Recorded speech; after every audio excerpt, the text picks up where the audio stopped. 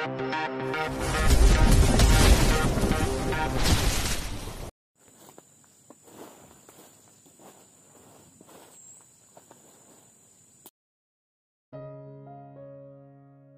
58. Pelayan sang bos CEO.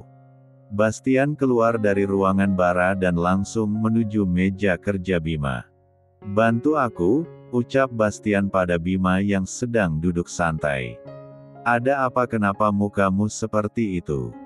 Apa Bara memukulmu di dalam?" Bima melihat muka Bastian, mencari luka tapi tidak ditemukan. "Tuan menyuruhku mencari tahu tentang pria di lobi tadi," ucap Bastian memandang Bima. "Itu sangat mudah bagiku," Bima langsung mengetik di laptopnya dengan Bastian duduk di sampingnya. Dengan keahlian Bima dalam sekejap mata data itu langsung didapat. Saat mereka sedang sibuk memperhatikan komputer, tiba-tiba Bara keluar dari ruangannya dan berjalan menuju lift khusus untuknya. Mereka berdua spontan berdiri dan melihat Bara. "Kau mau kemana?" tanya Bima, tapi Bara tidak menjawab. Ia berjalan masuk ke dalam lift. Mereka berdua saling pandang. Pasti Bara sekarang tidak ingin diganggu, jadi mereka membiarkannya saja. Bara mengemudikan mobilnya menuju mansion utama karena pikirannya hanya tertuju pada Kirana. Saat sampai, Bara melihat Kirana yang sedang menyiram tanaman bersama Liliana. Bara berjalan cepat dan langsung menarik lengan Kirana. "Au!" Kirana terkejut saat Bara langsung memeluknya. "Kau hanya milikku, tidak boleh dimiliki orang lain," ucap Bara dalam pelukan Kirana. Kirana bingung dengan ucapan Bara. Ia menatap Liliana yang pergi meninggalkan pasangan itu. Dan Yanti yang ada di sana segera membalikkan badan. "Tuan," Kirana berusaha mendorong tubuh Bara di pelukannya tapi tidak bisa karena terlalu berat. "Ada apa Tuan? Apa Tuan sedang sakit?" ucap Kirana sambil mengelus punggung Bara. "Kirana," Bara menatap wajah Kirana. "Ayo kita menikah," ucap Bara pada Kirana yang terlihat bingung. Belum mendapatkan jawaban dari Kirana, seorang pria setengah baya berusaha masuk bersama beberapa pengawalnya.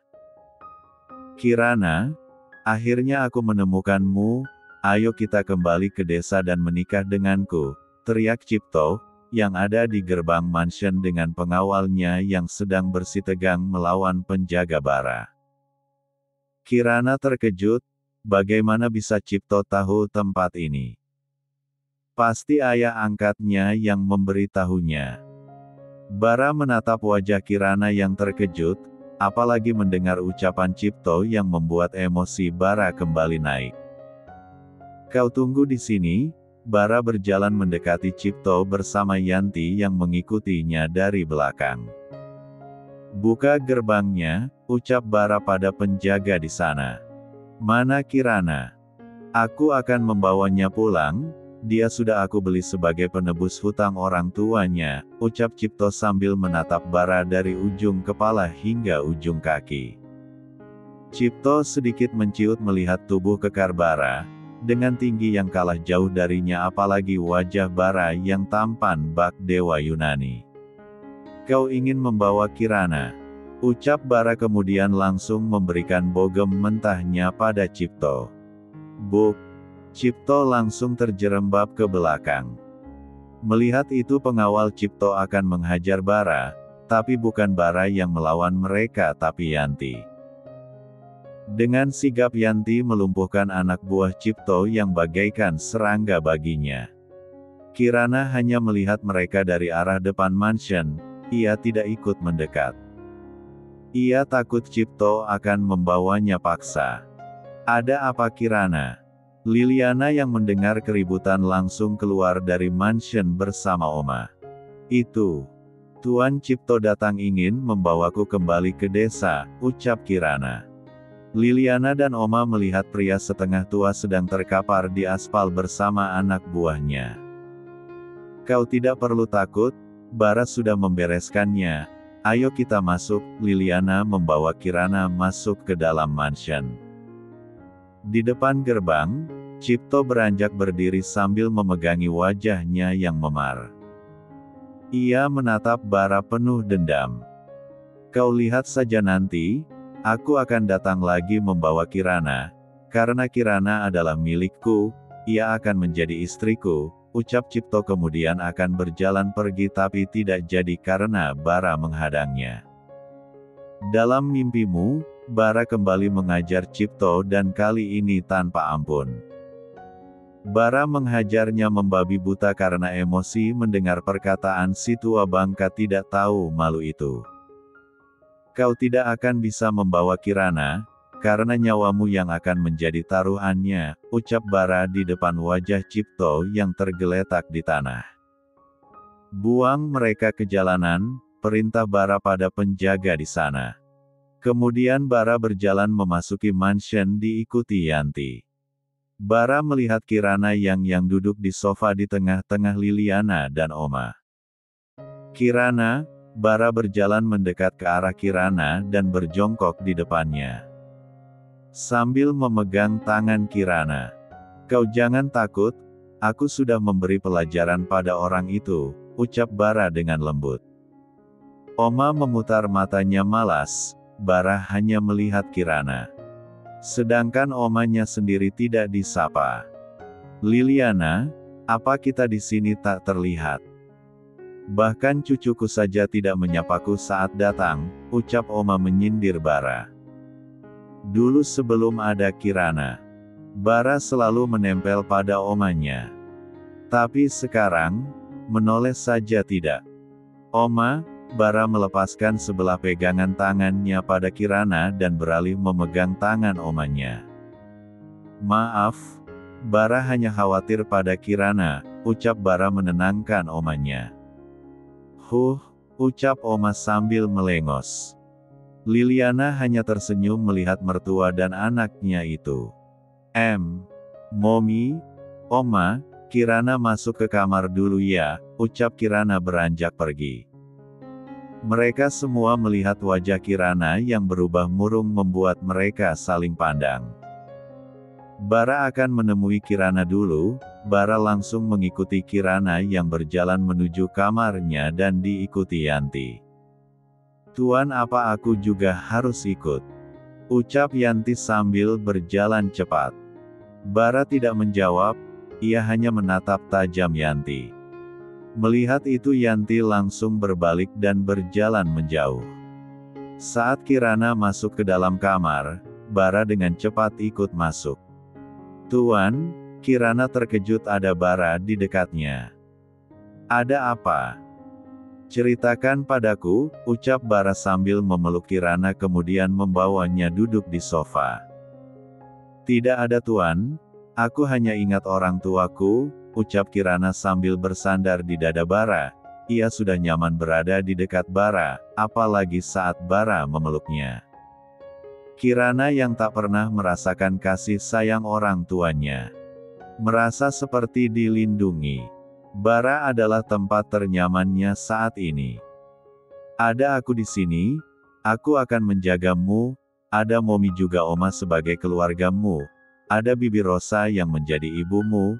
Kamu jangan merasa sendiri, walaupun orang tuamu sudah tidak ada tapi ada kami semua di sini, ucap Bara sambil mengelus rambut Kirana.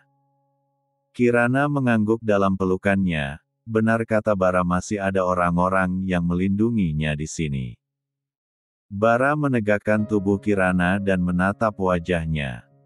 Aku akan selalu menjagamu, karena aku mencintaimu. Bara menatap lama wajah Kirana kemudian mendekatkan bibirnya. Kap, aku mencintaimu, Bara kembali menciumnya, tapi kali ini dengan lumatan. Sedangkan Kirana hanya diam. Bab 59. Bara jangan melewati batasan, teriak Liliana di depan pintu kemudian Liliana pergi. Bara langsung tersadar dan langsung berdiri. Maafkan aku Kirana, ucap Bara kemudian berjalan pergi. Kirana menatap punggung Bara yang pergi, kemudian tersenyum.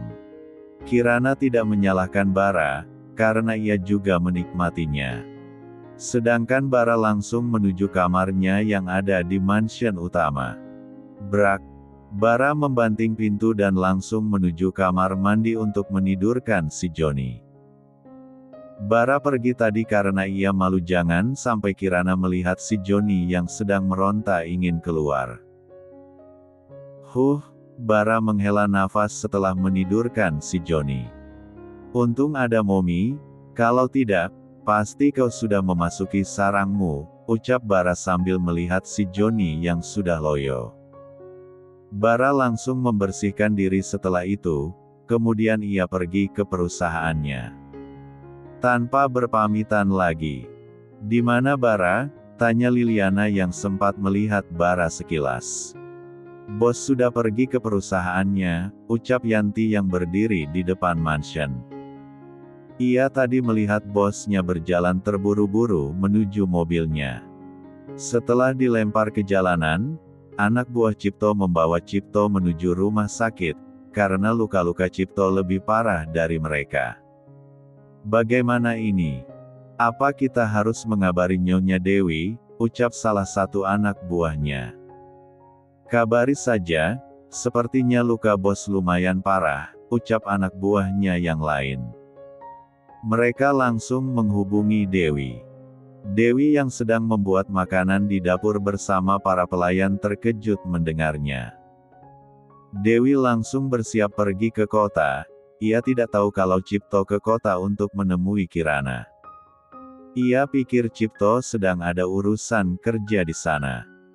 Fania yang mendengarnya pun juga terkejut, kenapa Cipto tak memberitahunya kalau ingin menemui Kirana.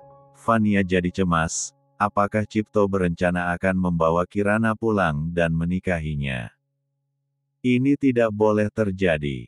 Ia tidak akan membiarkan itu. Aku ikut Mbak, ucap Fania menghadang Dewi yang akan pergi ke kamarnya untuk bersiap. Bersiap-siaplah, ucap Dewi kemudian pergi. Di laboratorium, Edo langsung menghubungi Liliana karena hasilnya sudah keluar. Liliana dan Rosa bergegas ke markas Heaven. Mereka juga tidak sabar melihat hasilnya. Bagaimana Edo? Tanya Liliana saat memasuki laboratorium. Duduk dulu, kau tidak sabaran sekali, ucap Edo sambil mengajak Liliana duduk di sofa. Jangan bertele-tele Edo, kau mau kena bogem mentahku. Kami sudah buru-buru ke sini karena sudah tak sabar ingin tahu hasilnya, ucap Rosa yang menunjukkan kepalan tangannya. Ia kesal pada Edo yang terlihat santai. Edo hanya tersenyum melihat muka mereka yang sudah tidak sabaran. Baiklah. Baiklah. Hasilnya positif, darahnya memang mengandung antidot itu, memang bagus untuk tubuhnya karena ia akan kebal terhadap segala racun tapi antidot itu juga bisa membahayakan nyawanya, ucap Edo. Mukanya berubah menjadi serius. Maksudmu Kirana akan mati? Tanya Rosa cemas. Liliana yang mendengarnya jadi ikut cemas. Bisa jadi, ucapan Edo membuat Liliana dan Rosa saling pandang. Kalau si tua itu tahu, nyawa anak Arabella akan terancam, ucap Edo lagi. Mereka sudah tahu itu, Willy pasti akan mengincar Kirana, karena antidot itu sudah menyatu dengan darah Kirana, dan pastinya Willy akan memanfaatkan darah Kirana untuk penangkal racun, bisa juga untuk objek penelitiannya. Di perusahaan, Bara baru sampai saat menjelang jam makan siang.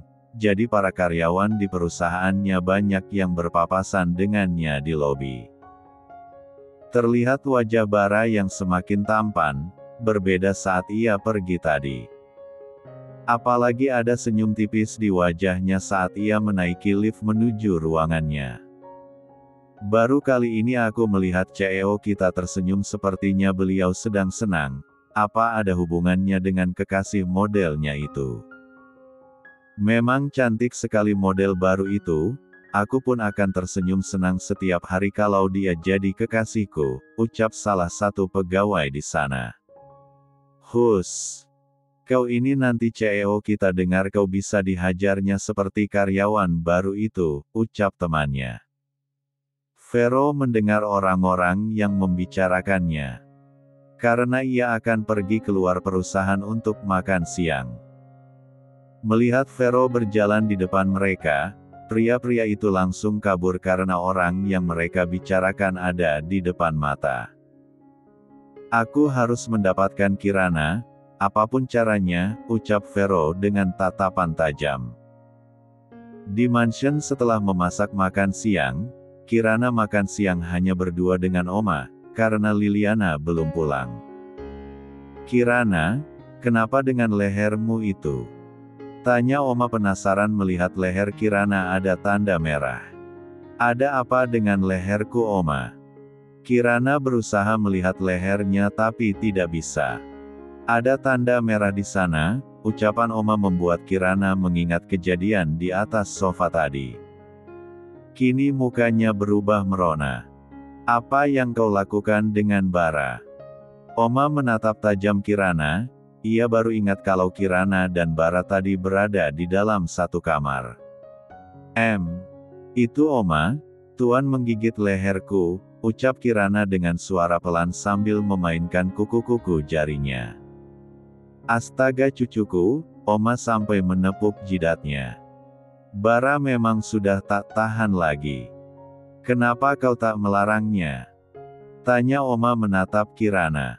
Sedangkan yang ditatap malah senyum-senyum. Pasti kau keenakan, ucap Oma lagi. Yakin pasti pasangan ini sedang dimabuk cinta. Aku akan melarang Bara untuk menemuimu lagi. Sungguh berbahaya, ucapan Oma membuat Kirana kecewa. Ia sudah nyaman dengan sentuhan Bara. Bab 60. Saat Bara masuk ke dalam ruangannya, terlihat ruangan yang sudah rapi tidak seperti saat ia tinggal tadi. Kini tatapannya tertuju pada sebuah map yang berada di atas meja kerjanya. Ia sudah tahu map apa itu. Ia yakin pasti Bima yang membantu Bastian mencari informasi itu, mengingat Bima adalah seorang peretas. Bara langsung membuka map itu. Data diri Vero terpampang jelas di sana. Serta hubungannya dengan adik angkat Kirana juga ada di sana. Bara sedikit lega membacanya, hampir ia berpikiran negatif pada Kirana. Tak lama Bastian masuk ke ruangan Bara, ia tidak tahu kalau Bara sudah kembali ke perusahaan. Karena ia tadi sedang makan siang bersama Bima. Tuan, ucap Bastian. Bawakan aku makan siang, ucapan Bara membuat Bastian bingung. Bastian pikir Bara pulang ke mansion dan sudah makan siang jadi ia tidak mengabari koki mansion untuk mengirim makanan untuknya. Baik Tuan, Bastian berjalan keluar ruangan sambil berpikir. Bima yang akan duduk di meja kerjanya menatap Bastian penasaran. Apa yang kau pikirkan? Tanya Bima. Tuan minta dibawakan makan siang, aku lupa memberitahu koki mansion membawakan makanan untuk Tuan, ucap Bastian cemas. Bara yang tidak bisa makan sembarang kecuali dari koki pilihan, jadi Bastian tidak bisa membeli dari luar. Kenapa kau pikirkan? Hubungi Kirana pasti dia mau memasak untuk tuanmu, ucap Bima santai. Itulah salah satu cara supaya tuannya tidak marah. Tanpa pikir panjang, Bastian langsung menghubungi mansion utama. Sesuai ide Bima ia menyuruh Kirana memasak untuk tuannya. Kirana tentu senang melakukannya. Setelah menunggu 30 menit akhirnya makanan datang, tapi bukan hanya makanan yang datang tapi orangnya juga ikut. Saat di lobi Kirana yang akan naik ke dalam lift bersama Yanti berpapasan dengan seorang pria yang juga akan naik ke lantai atas. Pucuk dicinta ulam pun tiba, perempuan yang dicarinya ada di depan mata. Hai, ucap pria itu menyapa Kirana. Sedangkan Kirana yang tidak kenal dengan pria itu hanya diam memandang. Yanti berdiri di depan pria itu. "Maaf, aku bukan memanggilmu, aku hanya ingin berkenalan dengan wanita cantik ini," ucap pria yang bernama Daniel itu. Ia adalah CEO perusahaan DN Group. Menunjuk Kirana yang berdiri diam di belakang Yanti. "Kalau kau mau kenalan, lewati aku dulu," ucap Yanti dengan menatap tajam Daniel. Wow, santai, aku tidak melakukan apa-apa." Daniel mengangkat kedua tangannya dan berjalan mundur. "Bang Yanti, mungkin tuan ini mau naik lift tapi tidak bisa, ajak saja dia bersama kita, tidak apa-apa kan menolong orang, iya kan tuan?" Kirana memandang Daniel dengan tatapan manisnya yang membuat Daniel semakin jatuh cinta. "Ah, iya, bolehkan aku ikut naik?" ucap Daniel. "Silahkan tuan," ucap Kirana mempersilahkan Daniel untuk masuk ke dalam lift sedangkan Yanti berusaha untuk berada di tengah-tengah mereka. "Apa kamu model iklan parfum itu?"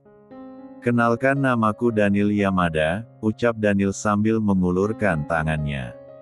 Saat Kirana akan menyambutnya, Yanti lebih dulu menyalaminya. "Yanti," ucap Yanti sambil memegang tangan Daniel. Melihat itu Daniel langsung melepaskan tangannya.